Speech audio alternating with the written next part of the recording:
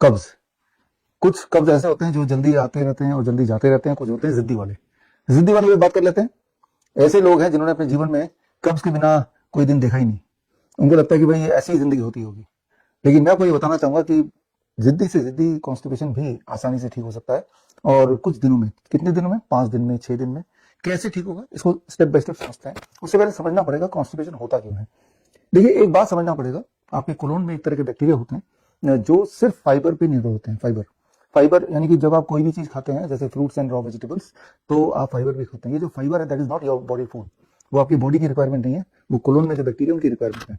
और वो बैक्टीरिया जितने ठीक से आप उसको पोषण करेंगे, फाइबर देंगे, उतना अच्छा वो कोलोन की सफाई रखेंगे। एंड अगर सफाई नहीं रख पाते तो दैट इज कॉल्ड कॉन्स्टिपेशन।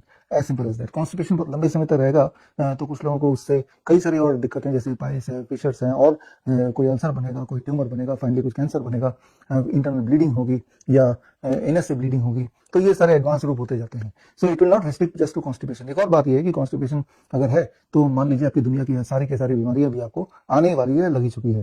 जितना साफ आपका पेट होगा उतना साफ आपका शरीर होगा। याद रखिए एक छोटी सी बात, आपके बॉडी के जो सारे ऑर्गन्स हैं, जितने भी ऑर्गन्स आप जानते हैं, चाहे वो ब्रेन हो, चाहे वो हार्ट हो, चाहे वो लंग हो, चाहे वो किडनी हो, उन ऑर्गन और एक्सटर्नल दुनिया के बीच में जो बैरियर है, दैट इज योर स्टमक।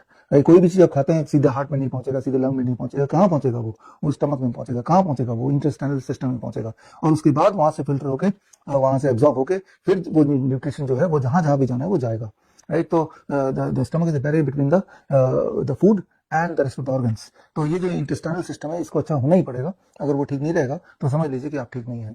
बहुत सारी बीमारियां होंगी, न जाने कैसे कैसे। रह रह के बुखार भी रह सकता है, या फिर कमजोरी रह सकती है, थके थके रह सकते हैं, रात को नींद नहीं आ रही, सुबह नींद खुल नहीं रही है।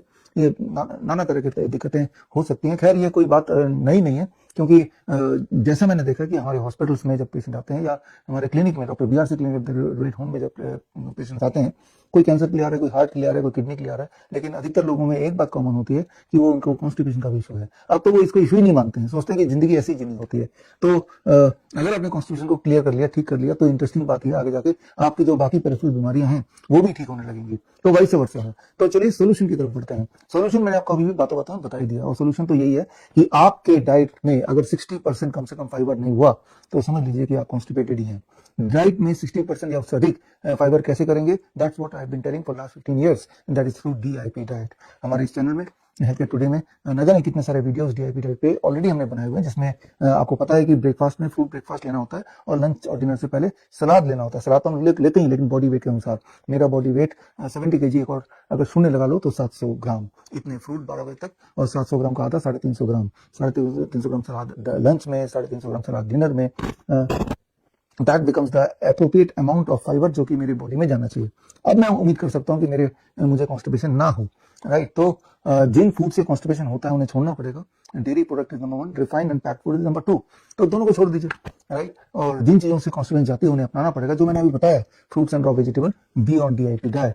जब आप ये करेंगे, हमारे पेशेंट जब हमारे क्लिनिक में आते हैं, जो लोग करते हैं, हजारों हजारों लोग, और कई कई साल तक हमने यही ऑब्जर्व किया है, इट टेक्स अबाउट 3 days। 3 दिन लगता है कॉन्स्टिपेशन से पीछे छुड़ाने में फॉर 90% ऑफ पेशेंट। 90% का तो ये प्रॉब्लम सॉल्व हो जाती है। अदरवाइज वो लोग जिंदगी भर लैक्सेटिव्स पर निर्भर होते हैं, उसके बाद भी कोई ना कोई लिंगरिंग प्रॉब्लम होती रहती है। लेकिन 10% ऐसे होंगे जिन्हें मैं बोलता हूँ जिद्दी कॉन्स्टिपेशन वाले लोग। ये 3 दिन तो क्या, 7 दिन 10 दिन में भी DIP डाइट के बाद भी उनको कोई खास बेनिफिट होता हुआ नहीं दिखता। तो अब ऐसे पेशेंट्स के लिए, ऐसे जिद्दी कॉन्स्टिपेशन वाले लोगों के लिए जो रामबाण है, दैट इज आंवला। आंवला क्या करना है? आंवला आपको 8-10 आंवले खरीदने हैं, ताजा आंवला। किसी भी मौसम मिलता है, कभी महंगा मिलता है, कभी सस्ता मिलता है, मिलता जरूर है। ये हमने हमेशा से देखा है और देख लिया है। तो आपको क्या करना है कि आंवला लेना है 10, लेके 8 से 10, और लेके सुबह खाली पेट होता है, उसको कूटना है अच्छी तरह से, और एक कपड़े से उसको निचोड़ना है। कोल्ड प्रेस जूसर से जूस भी निकाल सकते हैं, बट निचोड़ के भी काम चल जाएगा। करीब आधा कप यानी कि 100 ml जूस खाली पेट पीना है। फिर DIP डाइट। पहले दिन, दूसरे दिन, तीसरे दिन, चौथे दिन तक मोस्ट लाइकली आपको लूज मोशन के सिम्टम आएंगे, यानी कि बॉडी बता रही है कि आंवला बंद कर दो। तो ये 4 दिन का डोज होगा, किसी का 3 दिन का होगा, किसी का 5 दिन का होगा। इतने में ही जिद्दी कॉन्स्टिपेशन टूट जाता है, और उसके बाद अपने आंवला छोड़ दिया और continue with the DIP diet, the problem of constipation is gone. Right. So that is as simple as that. और क्या नहीं करना है, कुछ लोग सोचेंगे शॉर्टकट ले लेते हैं, आंवले का जूस तो बाजार में वैसे ही मिलता है, पैड, वो लेंगे तो काम नहीं करेगा। एक्सपेरिमेंटली लेके देखिए, कुछ काम नहीं करेगा। क्योंकि जब आप आंवला खुद लेते हैं और उसको कूट के जब उसका जूस निकालते हैं, that is a live enzyme. उस आंवले में लाइव एंजाइम है। यही लाइव एंजाइम तो उन बैक्टीरिया को एक्टिवेट करेगी जो आपके कोलोन में सुस्त पड़ी हुई है और कॉन्स्टिपेशन से आप जूझ रहे हैं। तो इतनी छोटी सी बात है, भयंकर से भयंकर बीमारी के इनिशियल स्टेजेस में कॉन्स्टिपेशन से शुरू होता है, लेकिन ये कॉन्स्टिपेशन अपने आप में बड़ी तेजी से ठीक हो सकता है, ठीक होता है।